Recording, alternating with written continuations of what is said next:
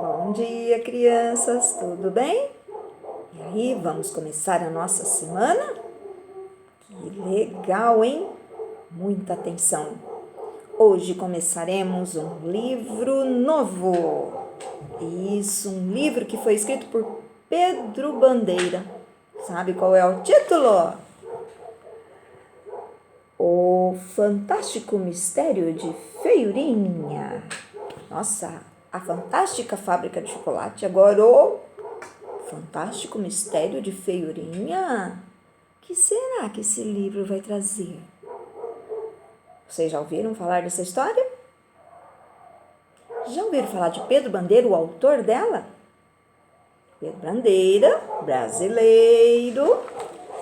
Isso, olha, ele é autor de inúmeros livros e já ganhou muitos prêmios. Esse livro aqui foi escrito em 1986 e ganhou um dos maiores prêmios brasileiros da literatura nossa, que é o Prêmio Jabuti. Ele nasceu em Santos, o Pedro Bandeira, sabe quando? Em 1942. E desde então, ele vive em São Paulo desde 1961. Ele adora escrever. Olha o que ele diz aqui. Vou ler, ó. Desde pequeno, os contos de fadas sempre tiveram enorme presença no imaginário dele, de modo que ele criara a Feiurinha e ao mesmo tempo prestar uma homenagem a todas as fantásticas heroínas, como Branca de Neve, Chapeuzinho Vermelho, Cinderela, Rapunzel e tantas outras. Foi um grande prazer e uma grande honra. Foi um pagamento de uma dívida. Dívida? Pedro Bandeira sempre se considerou um eterno devedor, não só para Monteiro Lobato, Charles Perrault, Jacob William Grimm, Hans Christian Andersen, Esopo ou La Fontaine, que são os grandes escritores de contos de fada, mas principalmente das antigas também contadoras de histórias. Lembram que a Pro já contou lá para vocês no nosso projeto que esses contos que a gente ouve, na verdade, esses grandes autores foram ouvindo de grandes contadoras de história e reuniu e colocou nos livros, não é? Eles não são os autores verdadeiros. Na verdade, não dá para você saber quem é o autor verdadeiro, ok? Então, essas mulheres não deixaram seus nomes para a história, mas que provavelmente, analfabetas, muito pobres, usaram da sua imaginação para aquecer os corações das crianças nas noites geladas, quando o vento e os lobos uivavam lá fora, ou até mesmo quando a fome, causada pela pobreza e pelo rigor do inverno, impediam que o sono viesse. Assim nasceu a literatura infantil, não é? Do amor de mulheres fantásticas, pobres e analfabetas, que inventaram esses contos maravilhosos como alternativa da fome, da desesperança, do medo, ok? Então, vamos lá começar o nosso livro. Quem será que é Feiurinha? O Fantástico Mistério de Feiurinha. Por que ela é misteriosa? Vamos descobrir? Olha, na contracapa, que é atrás do livro, sempre tem uma resenha, alguma coisa falando sobre a história.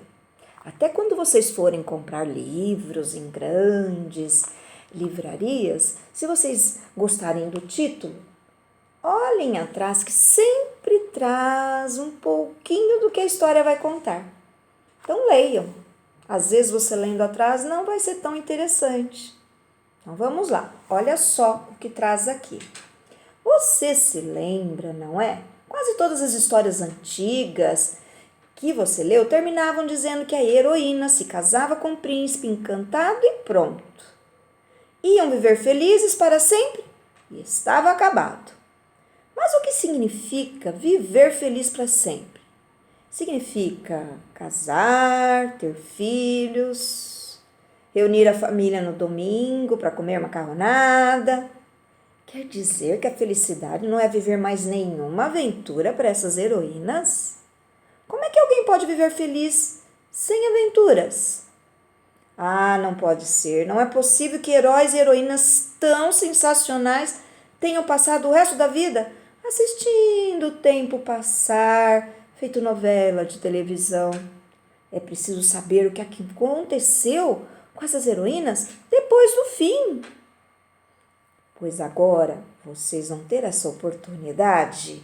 Conheça todos os mistérios que acontecem depois do fim. Então vamos lá? Vamos.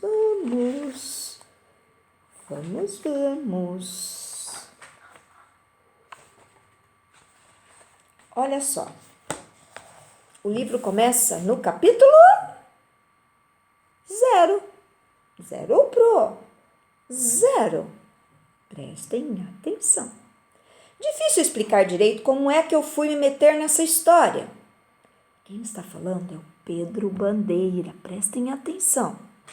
Naquela época eu era um autor iniciante, com muitas ideias na cabeça e poucas no papel. Observava as pessoas, os bichos e a mim mesmo, tentando entender tudo e a tudo transformar em histórias que tivessem verdade, que tivessem calor, que tivessem graça.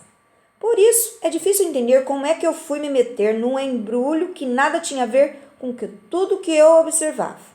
Só sei que me meti. Não soube como cair fora da confusão.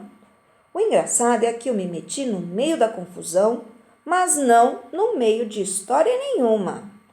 Eu me meti no fim de todas as histórias.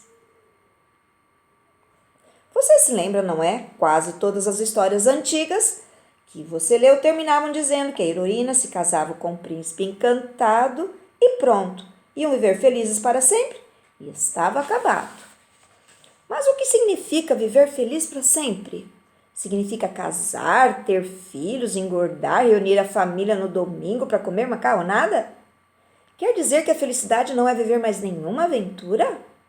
Nada mais de anõezinhos, maçãs envenenadas, sapatinhos de cristal? Como é que alguém pode viver feliz sem aventura? Ah, não pode ser. Não é possível que heróis e heroínas tão sensacionais tenham passado o resto da vida assistindo o tempo passar feito novela de televisão. É preciso saber o que aconteceu depois do fim, pois fique sabendo que mesmo sem querer, eu tive essa oportunidade. E é isso que eu quero contar para você. Quando aconteceu, também é difícil responder a essa pergunta. Quando aconteceram as histórias de fadas e princesas? Quando? Olha, eu acho que todas começaram ao mesmo tempo, pois todas começam, era uma vez, ou há muitos e muitos anos atrás. Está vendo? Nenhum muito a mais, nenhum muito a menos. Assim fica provado que todas as histórias começaram ao mesmo tempo. E se todas começaram ao mesmo tempo, todas terminaram também mais ou menos ao mesmo tempo, não é? Pois foi justamente alguns anos depois, de há muitos e muitos anos atrás, que essa história começou, ou que todas as outras histórias recomeçaram, e comigo no meio. Estava eu sozinho no meu apartamento, extremamente ocupado, apontando um lápis quando...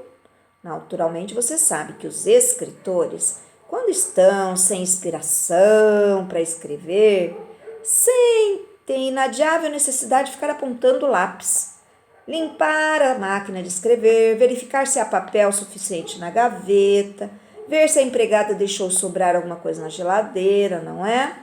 Então, como eu ia dizendo, estava extremamente ocupado com a minha literatura quando me entrou pelo apartamento um sujeito esquisitíssimo. Vestia uma calça de malha justa sobre as pernas, um blusão largo de veludo, sapatos em ponta e um boné com uma longa pena. Parecia um Robin Hood, se as suas roupas fossem verdes, mas não eram verdes.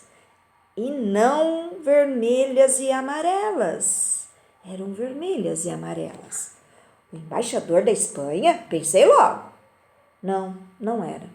Era Caio, o lacaio, que viera para me encarregar de uma estranha missão. Que missão? Que esse sujeito esquisito apareceu lá no apartamento do Pedro Bandeira. Agora estou eu novamente aqui sozinho, com a máquina de escrever à minha frente. Há papel de sobra na gaveta e Jerusa, a velha empregada, não deixou sobrar nada na geladeira. Estou, portanto, preparado para começar a escrever a história da feiurinha. Antes, porém, preciso contar para você como é que eu me meti nessa enrascada e como é que eu reconstruí a história da feiurinha. Então, amanhã, Pedro Bandeira vai continuar conversando conosco. Estão começando a entender essa história? Feiurinha desapareceu, aqui está contando que ele se meteu numa confusão, entrou esse Caio lacaio, aí dá um salto, parece na história, ele já está de volta sozinho no apartamento para escrever a história da Feiurinha, mas está faltando um monte de coisa no meio do caminho aí, da chegada do Caio, esse lacaio, esse sujeito estranho, para esse momento que ele vai reescrever a história da Feiurinha. Amanhã contaremos, ou melhor, começaremos a contar tudo isso. Então, não esqueçam, registra no nosso caderno, isso é muito importante. Cabeçalho, o nome de vocês completo. Olha só, registrem o nosso novo livro, O Fantástico Mistério de Feiurinha, escrito por Pedro Bandeira. Façam uma ilustração dessa conversa inicial nossa aqui. O que mais chamou a atenção? Combinado? Tchau!